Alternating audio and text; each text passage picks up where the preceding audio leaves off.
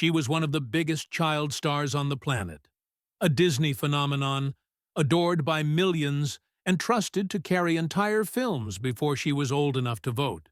But behind the perfect smile and glowing reviews, Hayley Mills was quietly walking into a life no one had warned her about.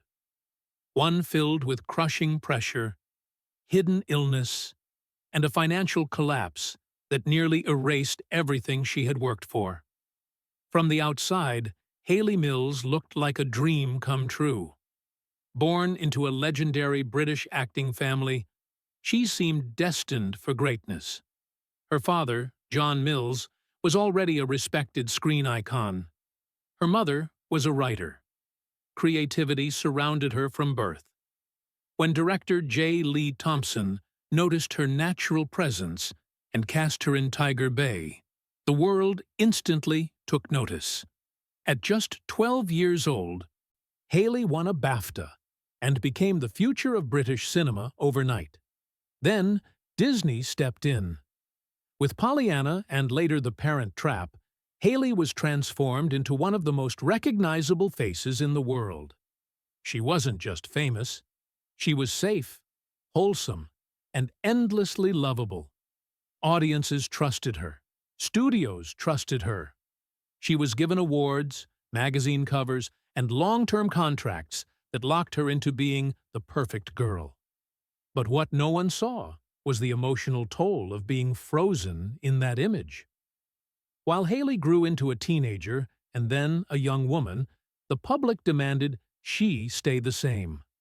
Disney's grip on her career was tight. Roles that could have allowed her to mature were turned down to protect her innocent brand. Even when she tried to step into adult roles, audiences weren't ready to let go of the child they thought they knew. By the late 1960s, the work began to dry up. Hayley was no longer the child star, but Hollywood wasn't sure how to use her as an adult. She moved toward theater and British television, not out of choice alone, but necessity. What few people realized was that her financial security was collapsing at the same time.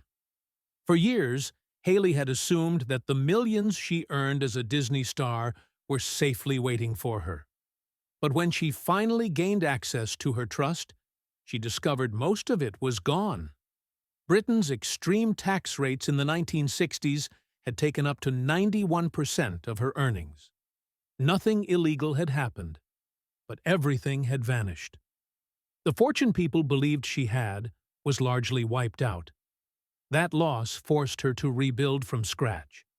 Work was no longer optional. It was survival. While the world assumed she was rich and comfortable, Hayley was quietly taking whatever roles she could to stay afloat. Her personal life was just as complicated. A marriage to much older director Roy Bolting ended in quiet disappointment. A long relationship with actor Lee Lawson left her raising two sons largely on her own. Stability was something she had to create, not something that came naturally after fame. Behind all of this, Hayley was fighting another private battle. In her memoir, Forever Young, she later revealed she had struggled with bulimia, a silent coping mechanism after years of being judged, watched, and controlled. Then, in 2008, she faced breast cancer. For the first time, she was forced to stop and choose herself over expectations. She survived. Today, Hayley Mills lives a far quieter life. She works when she wants to. She writes. She spends time with her family and grandchildren. The fame that once defined her no longer controls her. Her story isn't about falling from grace. It's about what it costs to grow up in front of the world, and how long it can take to finally belong to yourself again.